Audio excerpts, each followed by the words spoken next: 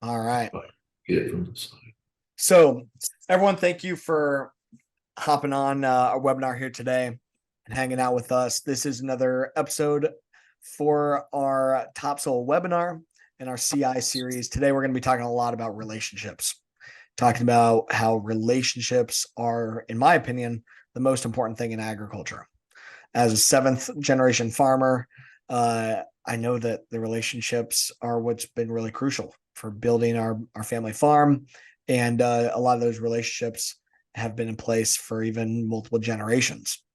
And it's that relationships and the trust building in agriculture that is so incredibly important.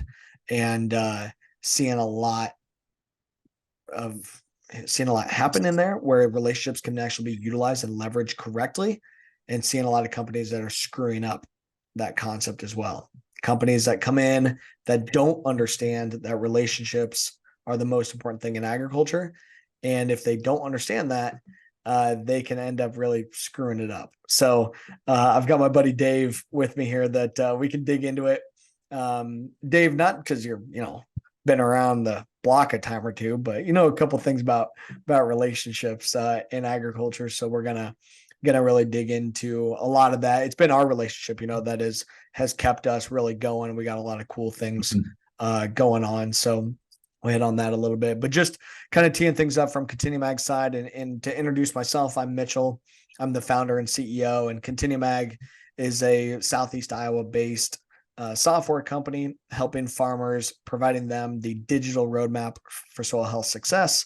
We help farmers understand how to implement regenerative ag practices correctly.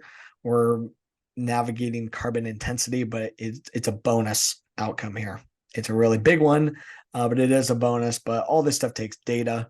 And as we're talking data, it also takes making sure that you trust the folks that have your data. And that was a big part of why we built our own software to manage our data. So, but anyway, digging into the topic here again for today, my guest is Dave Stamp. Dave was one of my original business mentors when I started Continuum Mag.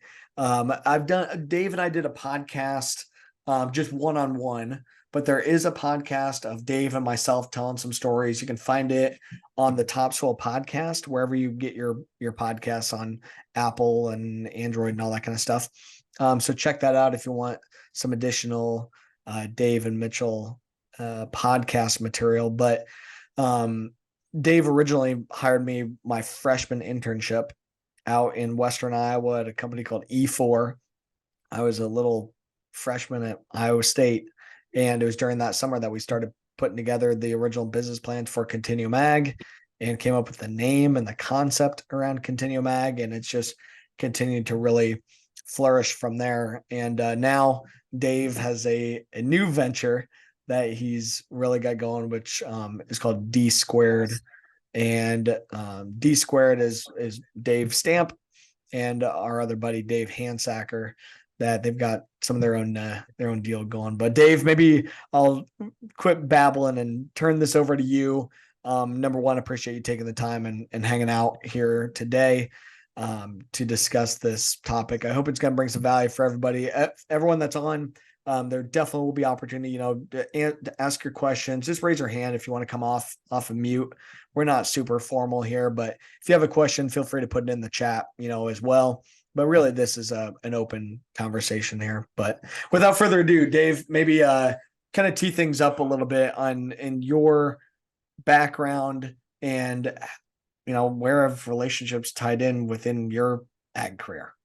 Well, I'll just start with a quote from Zig Ziglar. You can't, there's probably a lot of younger people don't know who Zig Ziglar is, but he was definitely a motivational speaker that sold pots and pans in his career and then ended up being pretty well known. But, one of the things he always said that I agree with was if you help enough other people get what they want, you'll get what you want. And so a key to relationships is, thinking about other people first. And it sounds easy and simple, but it's always, whether you're selling products, services, technology, whatever it is, concepts, it really does come down to people and relationships. And if that isn't core to your being, you're probably going to struggle.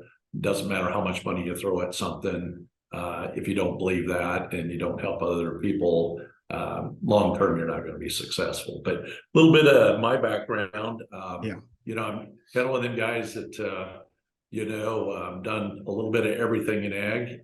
Grew up as a farm boy, kind of diversified farm, livestock, cattle, hogs, horses, row crops, you name it, everything. And so went to Iowa State, went there, ag business degree, came out, and I've worked a wide variety of jobs from, working with livestock products, animal health, nutrition.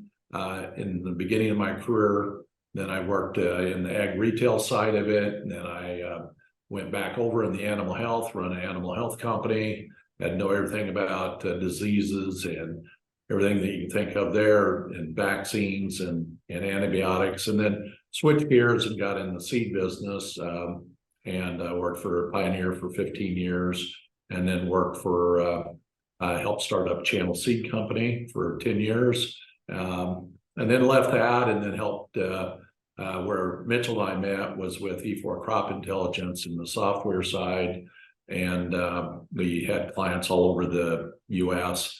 on the software side, and then worked for a big ag retailer doing a lot of startup stuff and a lot of the technology investments. And actually, that company had made an investment in over 50 some different companies. And then when it came to being able to get those new technologies to the field efficiently, that's where I was involved with connecting the growers and helping them. And so then in January, Dave Hansacker and I left, and we started up D Squared. Since we're both Daves, it was like, okay, Dave 1 or Dave 2 or whatever. So we thought, well, we get way more done together than we do just 1 + 1. And so we call ourselves growth accelerators, and we work with companies like Continuum Ag and other companies, but we basically use the speed of relationships and the speed of trust that we've built in those relationships to help people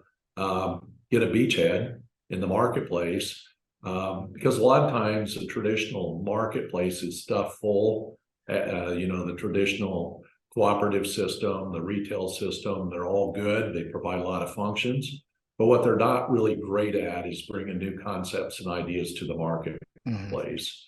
And so that's why this piece on the relationship piece, Mitchell, is near and dear to me, and near and dear to you and also my partner Dave. So well, and it's just been through the long career of building those relationships through different facets of ag, like you're talking, from the seed and input side of things, from the fertility input side, from the data and software side, to the startups and venture capital and all of that, all kind of coming together. But one of the things here, back to the Iowa State days and wrestling at Iowa State, do you think we can leverage what's the Dan Gable relationship kind of thing? We got to be able to leverage Dan in here somehow, can't we? Well, we should. The last time actually Dan was in Woodbine, and we had a chance to visit, and he said, I can't believe you wrestled because you're too tall to be a wrestler, but no, Dan still's got a lot of fire in his belly. He'd be great. Got a lot of fire. Yeah, Dave was I was saying, you guys overlapped a little bit, I think, wasn't it? You and Dan? Yeah, my claim to fame was Dan's first national champ. It showed me the lights in Carver Arena. So there you go. That's why I don't have much hair on top of my head. I bridged for a good full period. I think I had to bridge and just keep your shoulders off the mat. right. Rubbed all the hair off your head. Yeah, it's funny. No, Dan's great. I think you and I would both have to tag team him. I think here still today if we wanted to run takedowns on Dan Gable. But anyway, so these let's dig into the D Squared stuff here a little bit some more, because that I think is really the key that we want to dig into a lot here, which is the whole concept here now with D Squared is a lot of folks out in the ag space have amazing relationships and they could utilize new technology and new Mhm. concepts. They just can't do it all. There's so much going on in agriculture, but they have great relationships. Maybe explain a little bit where that kind of concept came from and how you kind of identified that as being something to focus on and Yeah, build. that's a great question. And here's the ultimately, one of the things being in ag sales all my career, one of the things you always do is you always look at your numbers. You always look at who's producing what. And one of the things that definitely was very true is the 80-20 rule. 20% of the people drive 80% of the business, whether that's 20% of the salespeople out there. But then as I started diving in and working with, really found that it's really even more concentrated than that. 10% of the people really influence 70% of what goes on out there. So it's really the people that have the really high trust in a relationship that really are the ones that move the mark on new concepts, ideas, whatever. And the reason is, one thing I started thinking about trust. Everybody says, you see a lot of taglines that says, I most trusted advisor, for the farm, whether it's seed, tag, or whatever. And it's so easy, and it's probably a way overused term about trust, and everybody's trusted advisor. But what I found is that there's probably three components of trust that really drive the speed of business. And one is alignment. And one of the things that I find is a lot of people are not aligned. And what I mean by that is aligned that your goals and your objectives are the same. Yeah. If you're really truly are farmer focused, then your goals should be whatever the goals of the farmers are, and if that's aligned, first of all, and usually that's not aligned, because usually businesses want to make money first. Correct. And then if the farmer makes money, great, Yeah.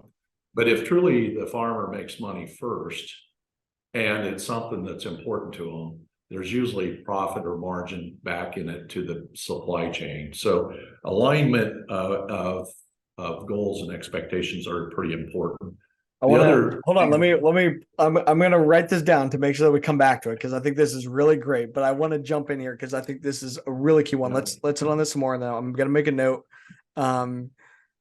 so that we come back and get the other two because I think alignment is a key good one, a key initial one. Okay, so I think this piece is huge, and especially when it comes to the ag retailer, that is a key trusted resource for the farmer today, but they are a little bit misaligned on some of these concepts. Now, the ag retailer is a really, really key one. The local agronomist, the sales agronomist, a key relationship, but they can be a little unaligned. Today, typically that local ag retailer, they are being financially compensated by selling inputs, and that's what you had mentioned. What is interesting, from Continuum Ag side, as we're looking at soil health and carbon programs and these initiatives, the farmer or that ag retailer in a lot of cases is directly hurt by driving some of these sustainability initiatives or soil health building programs that decrease the farmer's need for inputs. Now I think we're finally getting to a point with carbon intensity or with other programs where that ag retailer can make some money. But maybe let's hit on that a little bit here first on maybe that's a good point. I think it's a huge piece that's hindered Well, the I regenerative do. movement and the soil health movement because of that lack of alignment from sustainability focused companies to ag retailers to farmers. Thoughts on along those lines? Well, yeah, that's a great point. I think the thing is because there's been so much money thrown at the carbon space and everybody could tell the reason trying to sell carbon credits was that there was a reason that somebody was going to give you $10 an acre for it as a farmer, but you didn't know what they were going to get, right? Yeah. And they're pushing it so hard that you just assumed that they were getting big money from big companies, whether it's FedEx or whoever that needs to have an ESG score lower, and they're needing to lower their carbon imprint that they've got. Yeah. Well, so does that mean that it's aligned with the farmer, and then you sign a long-term agreement? And then what happens if somehow, some way your farm doesn't qualify? You owe that carbon money that you've got back, and how many years? So those are the things that honestly bother me as an individual, as a farmer myself, that I want to make sure that the alignment, that they're thinking, somebody's thinking about my best interest first, I think that piece is so spot on, and you're exactly right. It's big corporate players that have billions of dollars that then by the time it does trickle down to the farmer, it's 10, 15, maybe $20. And you're like, it's not, I mean, just the cost of data alone costs about that much, let alone implementing these practices that they want you to implement. But one of my pieces of the alignment side there that I think is unaligned is, what is the real goal within carbon markets and these carbon initiatives? I feel like it's supposed to be decarbonize the world, decarbonize the carbon in the atmosphere, 415 part per million or whatever the numbers are today. I thought that was the goal. However, how the carbon markets roll out is it's not focused on reducing that atmospheric carbon. The carbon markets focus on change of practice and check a new box, and we'll pay you for checking a new box, not what is your actual carbon impact at the end of the day. Maybe checking those boxes will lead to reduced carbon. I understand why they did it. Like, it makes sense. But again, that alignment isn't really there when they're saying, hey, farmers, we need to lower our carbon footprint, but the farmers with low carbon footprint, they don't get to participate. I mean, on your farm, you've been for forever on your farm. Like, I mean, so you did all this converting your farm over the years to no-till, to do reduced tillage, to put headlands in, start doing cover crops. In most of those programs, if you're progressive and ahead doing those things to make your farm more regenerative, you literally were penalized. You wouldn't qualify. You'd only qualify on the new practices you did. So that definitely wasn't aligned. That's not alignment. It came because of the global carbon markets. Like I was part of one of the registries. I'm part of the Climate Action Reserve that wrote the rules that groups like Indigo utilize to create carbon credits. Like, I understand the global impact of those markets, but again, it's the lack of alignment. I think that's really, really crucial. Why I wanted to go down this rabbit hole a little bit, that 93% of farmers know about carbon markets. Less than 3% of farmers have enrolled in one. And I think that it's so crucial that we're hitting on there at the macro level. There's a lack of alignment and therefore a lack of trust. Well, and that's one of the things that's back to the influencers, whether it's independents, whether it's the people out there that have a really good, solid relationship with the grower. If they're really truly aligned with the grower and they're out there, most of those individuals, at least in my career, when I've done the best and been rewarded the most back from the farmer, is when I really truly understand their operation inside out, and I know what they need and what they want. And then if I bring something new to them, I've already taken the time to vet that company out and vet that product out, because I know I don't want to mess up that farmer's objectives and hurt their performance, hurt their yield, hurt their finances. So truly aligned. I mean, the thing that I like about working with you, Mitchell, is that you're trying to find the people with the same levels of integrity, and alignment, because that literally, that's how you build a brand. I think that's right. And that's one of our core values, is always do the right thing. And integrity, that has to be there and is crucial. Okay. Let's back to where we were here. Okay. So so the number two on my list core components of trust. So alignment is number one. I think it makes integrity is number two. Number two. So, really, I mean, it sounds simple, but I mean, again, is your word, when you say you're going to do something, do you follow through and deliver? And I mean, whether we talk about this at the macro level, like we were on alignment, honesty, and then, is your follow through of what you say you're going to do, is it great? And that's another big piece of trust. So if you're aligned and then you literally do what you say you're going to do, right? And you follow through, which, I mean, it's a lot of people lack in that. A lot of companies lack in that. You see all kinds of big dollars go in building marketing plans, but literally, do they have the integrity? Do they really follow through on the commitment? And that's hard to do. And that's a really a strong one for Continuum Ag and what you're trying to do with the carbon index score. Yeah. But you know, maybe that's a good point to tell what you do, Yeah, Mitchell. you can dig into that. Let me make sure that we've got some clarity here, because I kind of threw off your flow a little bit digging into the alignment. But your three core things: alignment, integrity, and follow through to deliver greatness. No, the last one would be transparency. Transparency. Yeah. Transparency. Yeah. But integrity, honesty, following through, that's number two. That's part of it. Number two. Yeah. You and I started talking a little bit before we let everyone in out of the waiting room here, but that follow through to fully deliver is something that Continuum Ag is screwed up early on. It's something we're really focused on fixing right now. When I started the company, I was running and gunning. We got to go get the next thing, the next thing, the next thing. And sometimes because we're going to get the next thing, we got to build so fast. The follow through, making sure that things get done 100% to fulfillment and completed, is something that we haven't always done. There's been things that have slipped through the cracks and customers that should have been taken care of at that next step, but we were already on to the next thing.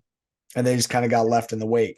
Now, as we have understood that and refocused alignment on what are we actually trying to do here as a company, the first department that we've really built up is our operations department and customer success, to make sure that when we get a customer in and somebody writes us a check, that we have the system put together. We've really beefed up our operations department. We've hired a bunch of people this summer into that operations department to make sure that that follow through is exactly right. Because I think that's so crucial, that when there's a lot of people that are gunning for that farmer dollar.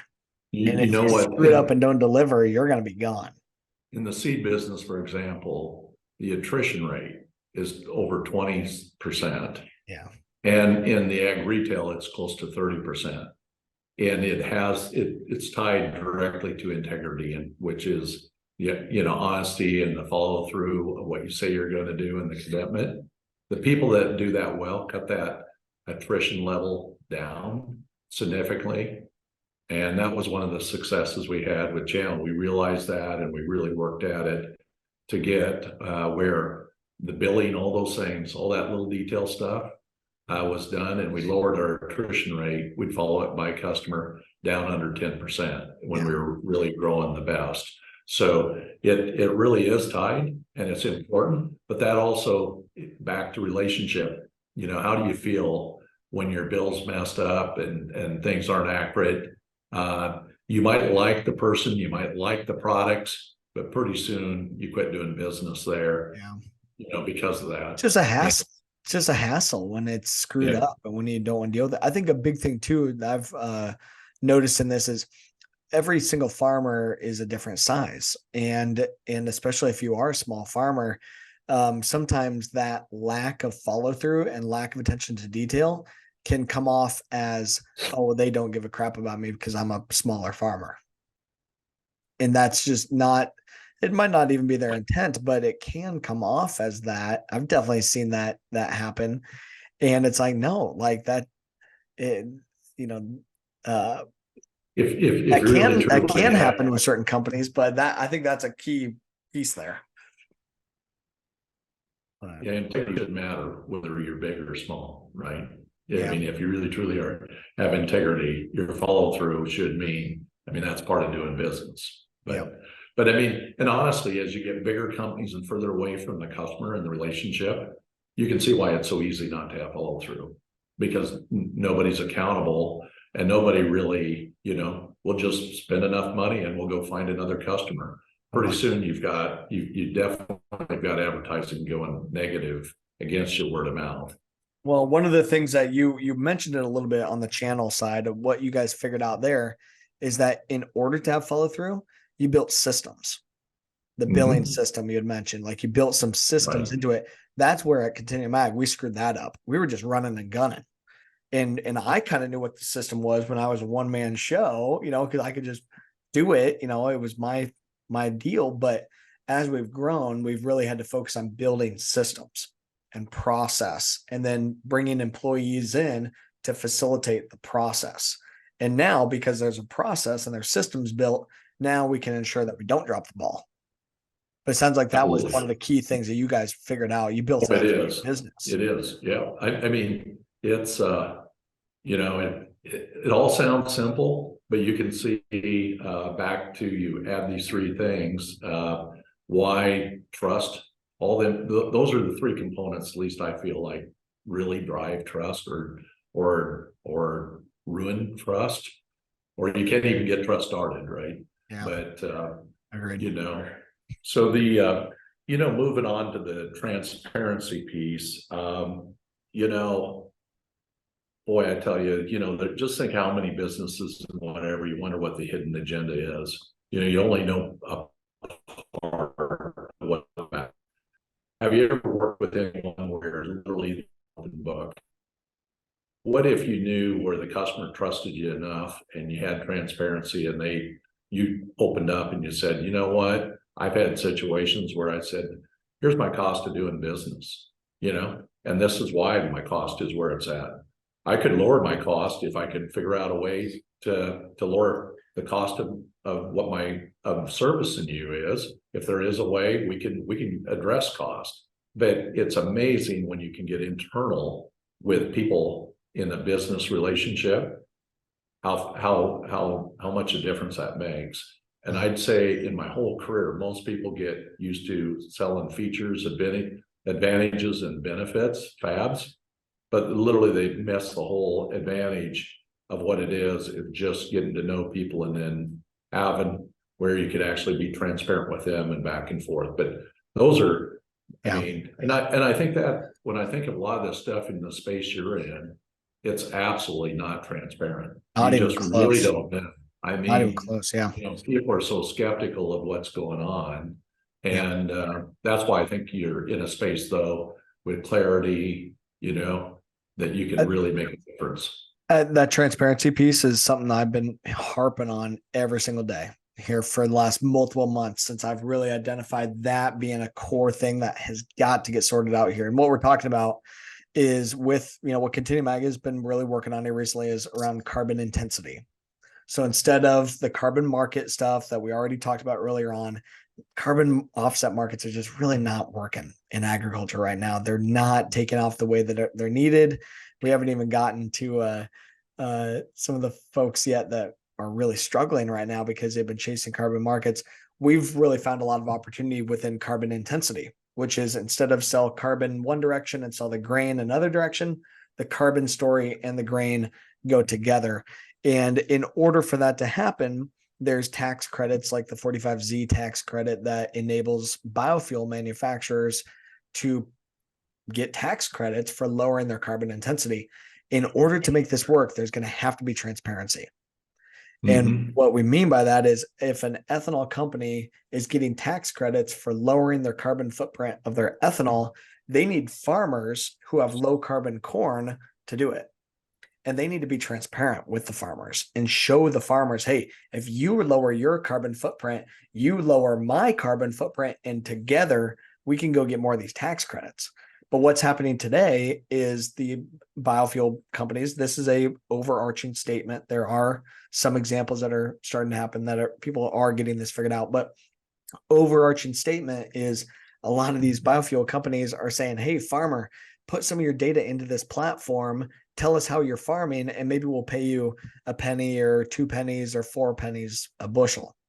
And they're not really telling them what they're using the data for and why Mm-hmm. are they asking about the data and where is those couple pennies coming from and where are the opportunities going in the future.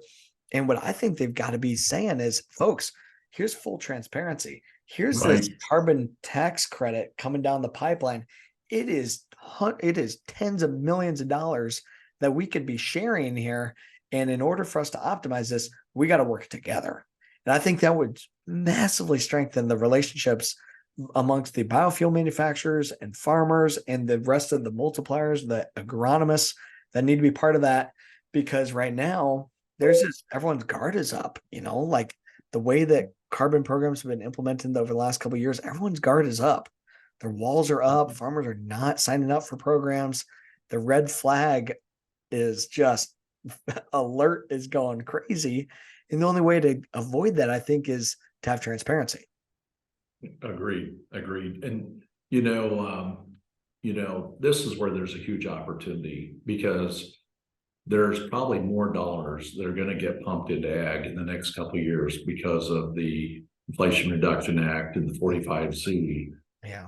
You think of the influencers, the people, the 10%ers that influence, 70% of what goes on out in ag, and probably a lot of those individuals are on this call today. Yeah.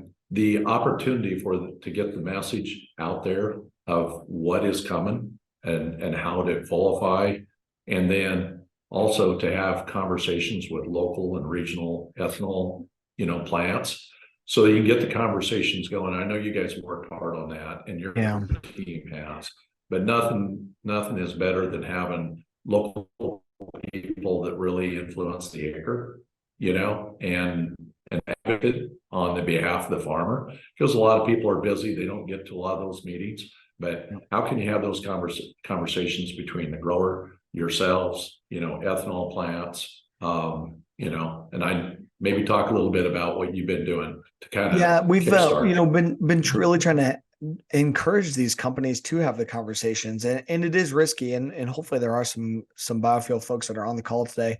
I understand, like, the 45Z tax credit doesn't even start until 2025, and we don't have all the rules put together yet from the IRS. It is risky to put your neck out there to start these conversations and to try to be transparent and be brutally open and honest, when sometimes the answer is we don't know yet.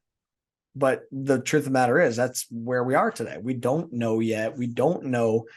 However, if we are not going to talk about it, if we're going to keep everybody in the dark, by the time we do have clarity on how the rules are going to be, it's going to be too little too late. What I mean by that is biofuel, the biofuel tax credits start in 2025, which means that that biofuel is produced with the crop grown in 2024. That crop grown in 2024 is using the cover crops and the manure and the no-till that we're doing this fall. Or Dave, in the case of your farm, I know we were talking before, your cover crop is already on. That decision's already been made. Your cover crop is already on the ground for your crop next year that's going to be subject to this. And a lot of and cover crops are the number one way to reduce your carbon intensity.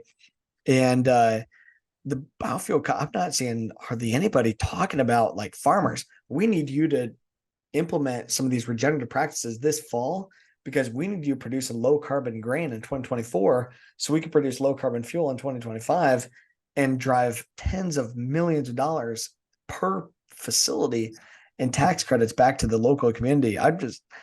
We have to have these conversations here, but again, it comes from a place of probably some humility here too, which I don't know, you haven't hit on that one, but I mean, it's back to integrity, really, I guess, of having humility, being humble, saying, hey, we don't know yet, but we know that we got to do something.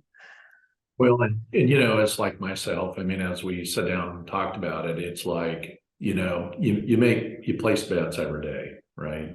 And what you do, I mean, do you fertilize if you've got an APH of 220 bushel corn and 70 bushel beans?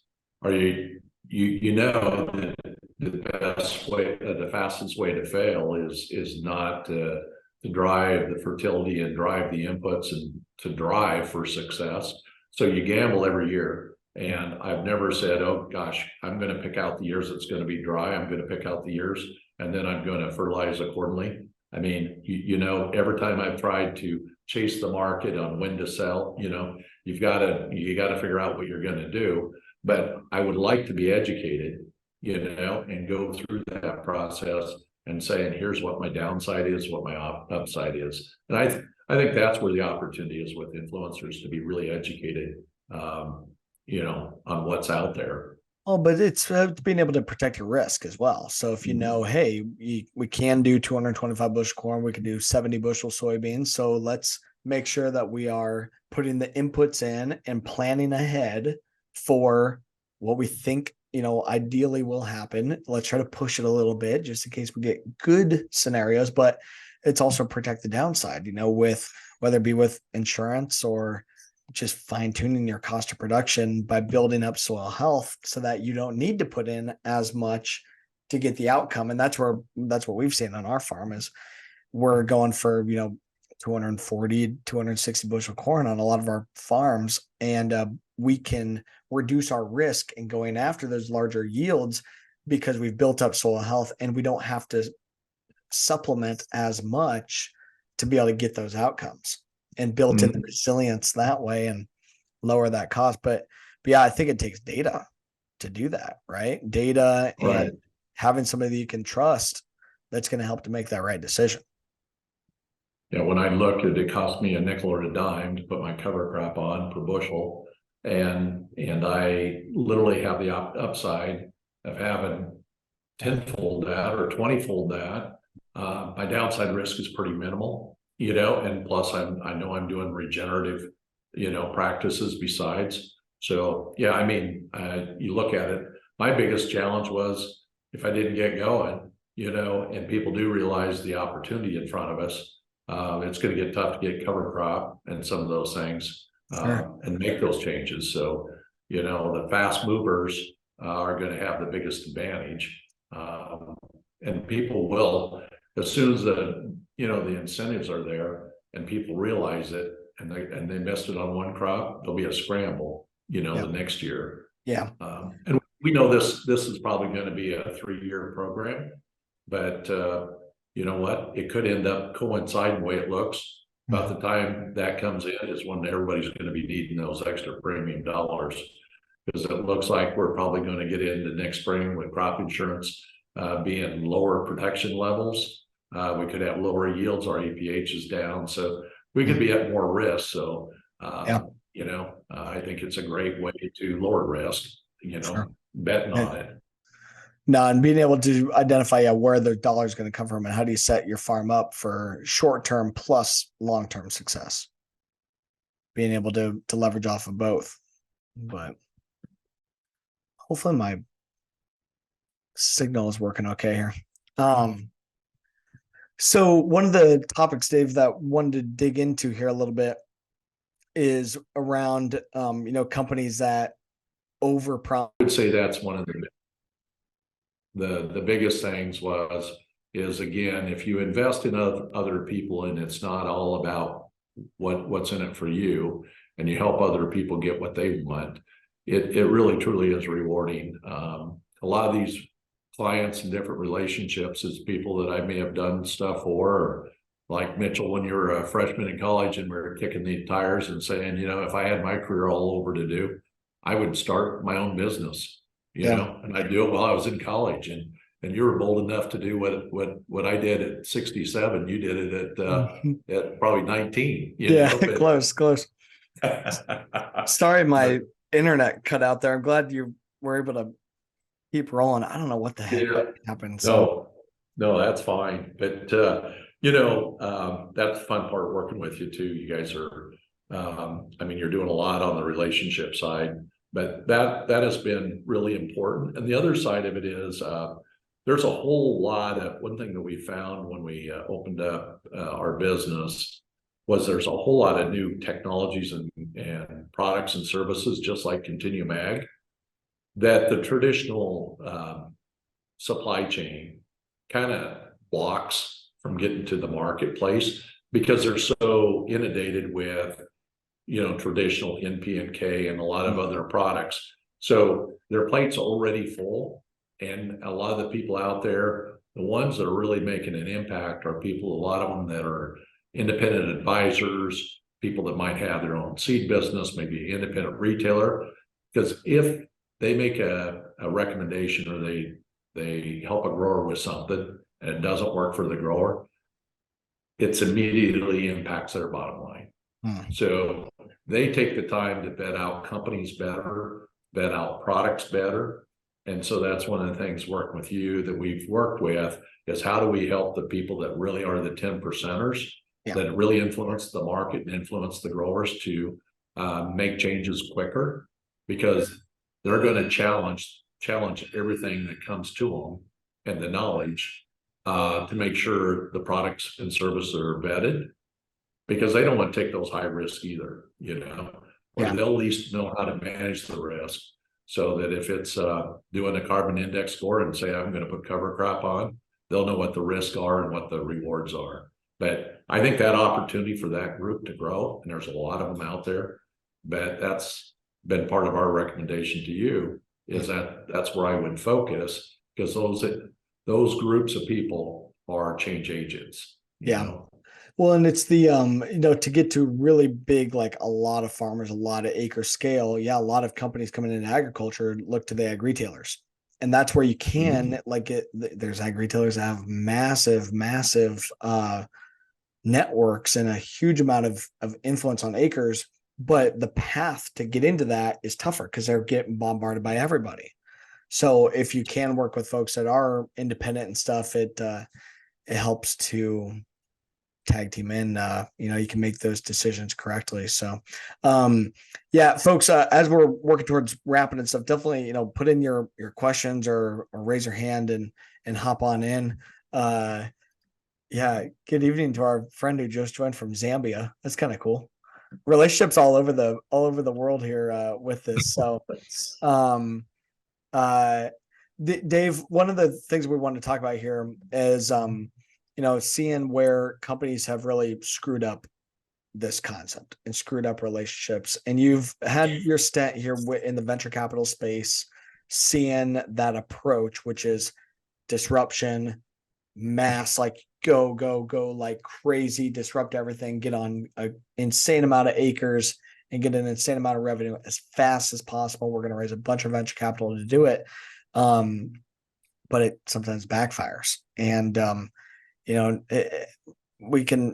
big example of this that's been in the news recently is with Indigo Ag. Indigo they've had a ton of capital that they brought in. Indigo raised a lot of money, but they really tried to disrupt a lot of the relationships in agriculture. And now they've dropped their company valuation an incredible amount. But I mean, maybe thoughts on that, on some of the Silicon Valley mindset of disruption, not understanding this concept of relationships. It's so I've spent last 5, 6, 7 years, working with Silicon Valley and a lot of startup companies that, were funded. They ran through A through Z funding, right? Yeah. To go through. And the challenge always is you would sit down early on and say, these are the things from common sense approach that the farmers are going to challenge it with, whatever it would be. And someone that had a good idea or whatever, that put a lot of money behind it, and they may have had a lot of experience and maybe even a lot of PhDs behind them. But what happened was there's a lot of arrogance in a lot of those. And with arrogance, arrogance comes before the fall, right? Pride before the fall. Yeah. Well, honestly, it was really challenging. And those were companies, a lot of them that ended up where the company I worked for, we would invest, a couple $1 million just in a startup, and we wouldn't do the couple millions in the front side unless if we invested round one, we always save for at least 2 more rounds before we would say we're going to invest. And what if I said me being in the field and trying to introduce them to the farmers and trying to get the feedback, I still, after 3 rounds of funding, until they were out of funding, would they listen? Yeah. And so all I can say is there's something about, and there was a few of them like Climate Corp that sold for a lot of money. And everybody bet that was the model. And so that's been the way, and it's done nothing but separate farmers further Yeah. from new technologies, and it's sad because there are some things that are coming that are going to be really great, Yeah. but a lot of people are so skeptical. It's just the process. It's a very, I mean, you can tell it's one-sided. It feels one-sided. And honestly, that's Indigo. Look what the dollars they put in. I mean, they got up to a $3 billion evaluation, and what they're now a 200 $200 million million. Yeah. valuation. Yeah. Yeah. Bringing in $1.4 billion in venture capital. And now they're only worth 200 million. Like, that's a lot. It ends up just hurting the rest of agriculture and the ability for investors to invest in agriculture and for additional company exits and valuations and stuff. But it really boils down to, and why we want to hit on it here today is it boils down to this relationship thing. Yeah. And what I continue to say with Continuum Ag, because we've raised a little bit of venture capital too, is we are bringing about disruptive technology to enable the existing relationships. I think that is really the crucial switch here, is that in a lot of other industries, there aren't necessarily relationships between companies and consumers. So therefore you can come in and disrupt when you have new technology. In agriculture, there are those relationships that you need to enable, because you can go and I think a lot of these companies learn that the hard way. They go in there and give the farmer the sales pitch and the big rah rah. And as soon as that salesperson leaves, the farmer is calling on their trusted advisor who they already know. And that's the next phone call. When that salesperson's truck is leaving the driveway, they're calling their local trusted advisor who's saying, I don't know, my other customer had a bad experience, or I don't know if they've got your best interest aligned, or I don't know, they're not being very transparent. It's back to the three items that you hit on. But it's that local trusted advisor that is going to be the farmer's go-to, to help them Yeah, make the decision. with as many changes and things and the speed of what is coming to the marketplace. I've said this to multiple other people, that I wish I was 20 all over again, because there's more opportunities coming in ag, in the next 10 years there has been. And there's going to be some tough times, but the people that really got a seat at the table are the people that are really close and have really strong relationships with the grower, and have that proven over time. And honestly, that is pretty ageless. If you continually put cookies in the cookie jar, as Mr. Hansacker says, you'll put more in than you take out, it's going to be a good day. So, yeah, no, that's right. And thinking long term, it's thinking about the long term aspect of this. That agriculture is that multi-generational, long term. And you got to be thinking about it in that manner. Question in the chat here from Dad. Do independent consultants do a better job of vetting some of those new products and opportunities, or better understanding that client need versus the ag retailers? Maybe speak to that a little bit on, as you guys were bringing new technologies to the table, how does a independent consultant look at bringing that technology into their toolbox versus how does the ag retailer look at bringing that new technology to the toolbox?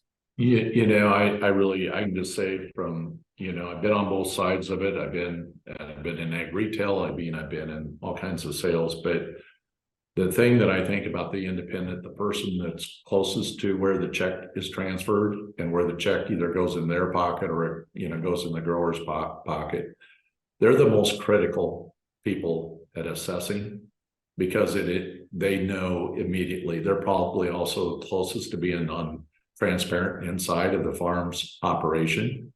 So they really do think on the behalf. They put the farmer's hat on more thoroughly.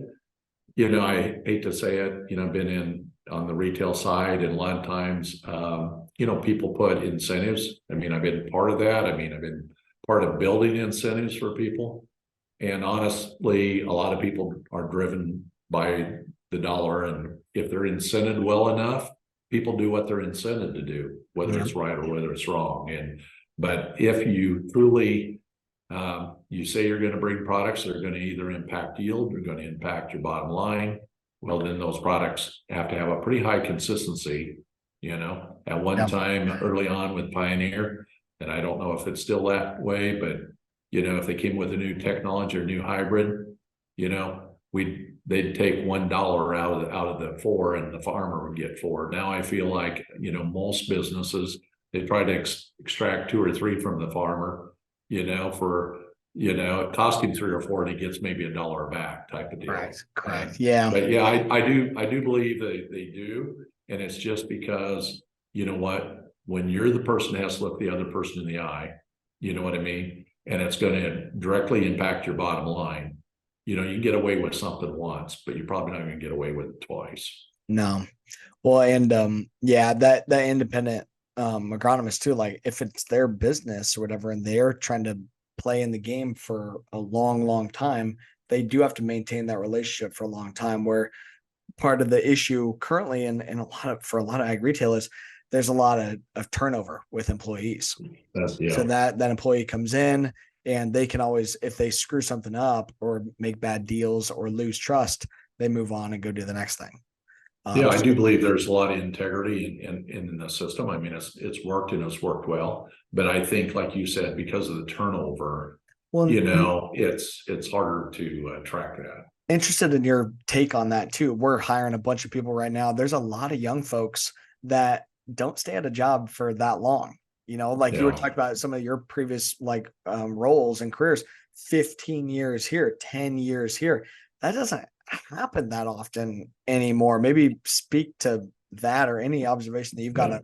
Why is that trend? It's kind of interesting. I would say I've changed roles quite a bit. I mean, I've stayed with companies, but I either changed, and I did change some jobs I were only at 3 or 4 years. But I'd say in my career, one of the biggest things that I noticed with people is usually you go in, it takes 1 year to understand the business. It takes 1 year to implement your ideas and see if they're, if you can get them across, or if you're managing a role. And then third year is when really the fruit of your labor. If what you seeded year 1 and 2 was valuable, it will pay off in year 3, 4, and 5. Most people never stick around long enough to see with what they've done, if it hurts or if it improves. And I think that's probably the biggest maybe lesson I learned, that you got to stay at things long enough so you can see the results of what you've done. Now sometimes it's a caustic environment, and one person told me, you hire slow, you fire fast, right? Well, it's kind of the same way as an employer-employee. If you get into a bad situation, I've seen people stay 60 days and leave. Well, that was a smart person, if it was the wrong company and everything didn't match up. Sure. But yeah, it does take time, and relationships take longer than that. Well, and a lot of times a farmer is only going to try a new technology on a certain percentage of their farm, and it is going to take those multiple years for it to really scale and to work and to see it through. But right. I dropped off. Did we get my buddy Casey's question here about what are the questions? So Casey asks, what are the questions that we can ask companies that are coming to us to ensure that the interests are aligned? Any thoughts on how, if a farmer is being asked to look at a new technology, how should they ensure that there is alignment? That's a great question. I mean, first of all, one, you as a farmer, you should know what your objectives and your goals are, and ideally, make a lot of money, Dave. That's the objective. And I mean, the better you know your business, right? The better you can measure your business. I mean, some people are not, they know whether they paid tax or not, whether they made money or not. But I mean, honestly, the more deeper you know your business, the easier it is probably to vet out companies, because okay, these are the things I'm using, and I have a good idea this is how it's performing. So if I look at something added, how's that is. But how Dave and I look at it, first of all, we vet out the company, and when you're vetting out the company, who do you vet out first? The people. And you try to do a little bit of a background on the people, what's their backgrounds. It not necessarily doesn't mean their pedigree and how much education they've got, but I mean, what's their work history? What, if you're checking out with other people, do they have the things that we talk about that other people recommend them? That if I ask somebody else, I got a pretty good network, and I said, hey, I'm vetting this person out, are they aligned? Are they transparent? Do they have integrity? All the things we just talked about. If they do, and that company has a good track record, or they've got, they've really done a good job of understanding the marketplace, then the next thing is to vet the product, right?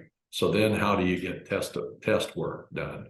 Well, there's independent testing, a lot of stuff, there's not a lot. So then it comes down to, okay, back to the influencers or agronomists or key people. Are they going to take the time to set up trial work and do some replicating, get the data back and look at it? Who's going to do that work? Or are you going to rely on the company to do that? You vetted a lot at Continuum Ag. You started out vetting out companies. Yeah, shoot, right? I think we've So, tested, you probably 40 some 50 different products from these companies on behalf of our farmers, or where companies come to our farmers and the farmer goes to us saying, hey, have you ever tested this thing before? Because they knew that we were trying a lot of stuff. And we would say, yep, hey, I tried that out. Here was some of my experience. Or, hey, no, I haven't tried that. Let's go back to the company and see, can we run some trials? And can we test first before we actually buy? Did you get better at that process? Oh, because way you had better. companies come. So just explain that. So if you did We had 40, some 50 systems, companies, so like we were testing a lot of different biological products and stuff, and a lot of these companies, they need data too. So if you say, hey, we want to put together a trial, we're going to gather some data. Do you guys want to either, give us some product and we'll give you some of the data back, or actually pay us and we'll facilitate some trials for you, help you to get some additional data put together. And then that way we're actually working together in a business relationship first. We're gathering some data. And then, hey, if it works, now I've got some numbers to go off of to scale it across more of my own acres, or to tell my neighbors or to tell other folks in my network about it. It worked really well. And there's some of those companies that we did those trials with that we still work with today. And a lot of those products we buy now for our own farm. well, then some of them also, Mitchell, gave some type of assurance levels or guaranteed or replacement of product. That's right. Right. And they stood so behind it. They stood behind it and said, hey, we're going to make sure that you do have success with this. And that, that if you don't see results, we're going to give you some new product to try again next year, or we're going to do something to overcome that potential risk. But real quick, I know we're at the top of the hour, and appreciate everyone who was able to join and hang out. We have another webinar coming up on October 3rd. We have another question in the chat that I really want to get to, so we're not calling our quits here yet. But I know top of the hour, some folks will have to jump. Another webinar on October 3rd. Lots going on in our email and on our website and stuff. So definitely stay tuned with all things happening here with Continuum Ag. But Dave, another question here, which I think is really great and very cool that we've got a new friend on here from Zambia, Africa, asking about the small scale farmers and some of the technology influencing farms outside of the US or outside the Midwest. And how have you, what's your approach on that, I guess, as we're bringing technology to the table? How do we also reach small scale farmers, farms in places like Zambia that aren't necessarily right here in the Corn Belt with access to all these different technologies? How do you encourage, those relationships to be utilized globally? I think I froze up again.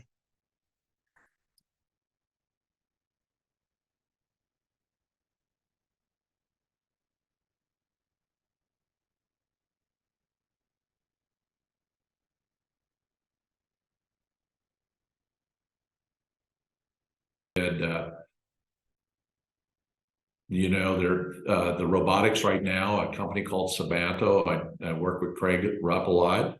A 60 horse tractor. We had 2 tractors and we did organic farming in Nebraska, did 2,000 acres, did 8 passes with those 2 60 horse tractors, running 24/7. You talk about and lease those from Kubota besides.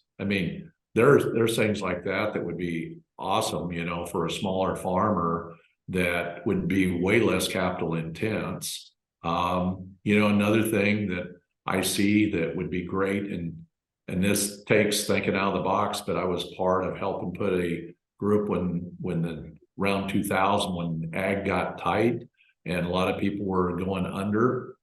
We put together and we formed a group of farmers, and I helped, was a general manager. We shared the whole product line. I mean, all the equipment, everything, labor, and we got our cost way down. We could compete at any level. And a lot of these guys were 1,000-acre farmers at the time. And we knew that a combine could run 4,000 acres.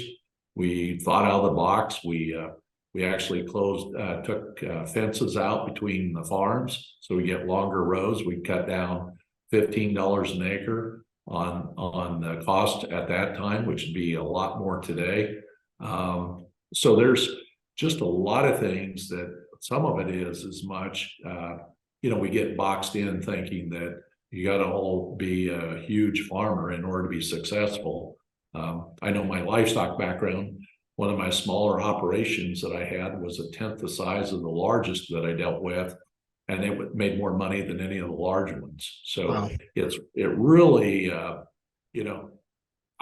of the things that we bring up, and I think we don't do enough of, but there's a lot of experience in ag, and I'd say probably a lot of them are sunsetting, but the whole business side of it, boy, there's a whole lot of need and help putting together all the financial projections and how to think through things critically business wise. Mm-hmm. But that is a thing that I see a lot of smaller farmers don't get the help that maybe a large farmer does. But I literally started a small farm myself because I was a wannabe, So eventually my wife and I worked 2 jobs and we started buying farm ground. We eventually got some acres up, so I don't know if that answered. I kind of rambled on, but there's a lot of opportunities out there. I just think it ends up being interesting to think about it at that global scale. As we're bringing technologies to the table, as we're talking about, long-term, real, scale global impact, there's a lot of different nuances that have to be factored in. So I know it's something that we don't necessarily have fully figured out, within our business model, but I know that in order to scale 2 different places, it takes relationships to be able to do it. And, just trying to foster those and choose the right people to continue to partner with. So, but anyway, all right, we're supposed to hard stop at 2, but I wanted to get into that question. I really appreciate everyone that is stuck on here even over time. Dave, again, thank you for hopping on, and everybody, we'll see you on the next episode. Good luck to everyone as we're starting to hit the fields with harvest as well. And be safe out there. But we'll talk to everyone soon.